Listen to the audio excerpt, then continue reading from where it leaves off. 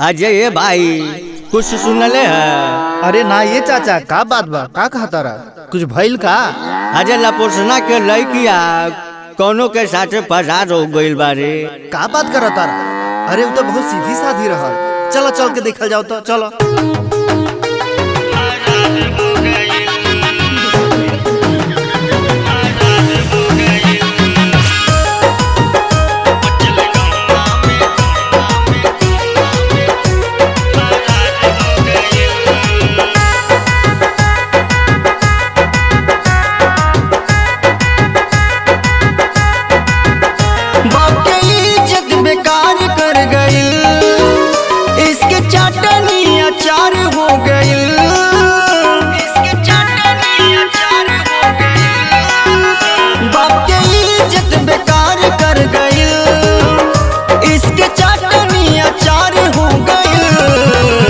मचल गहुआ में हो मचल गहुआ में हो मचल गहुआ में सोर यार संगवा देख नटुली फरार हो गइल।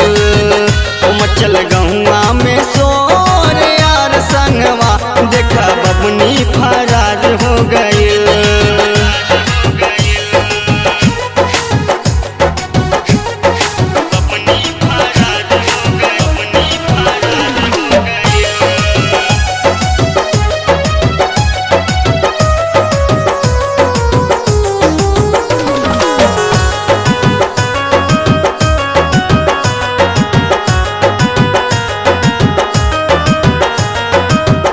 घर के दुलारी बेबी गुल खिला के चल गईनी, केहू के पता नहीं के ऐसन करम कर गईनी।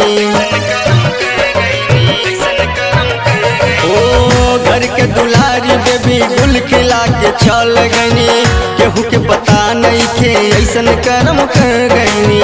कहानी हद से ऊपर कर गइल, कहानी हद से ऊपर कर गइल। मचल गहुआ में हो मचल गहुआ में हो मचल गहुआ में सोहर यार संगवा देखा नटुली फरार हो गइल। हो मचल गहुआ में सोहर यार संगवा देखा बबनी फरार हो गइल।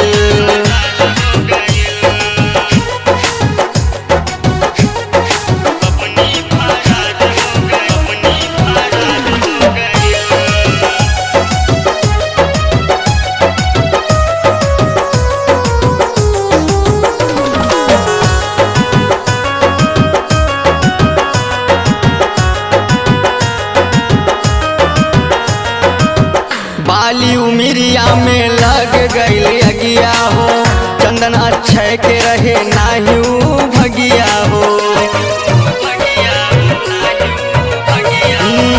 बाली उमिरिया में लग गइल अगिया हो, चंदन अक्षय के रहे नाही भगिया हो। नया युग के समाचार हो गइल, नया युग के समाचार हो गइल। मचल गहुआ में हो मचल गहुआ में मचल गहुआ में सोर यार संगवा देखा नटुली फरार हो गइल। हो मचल गहुआ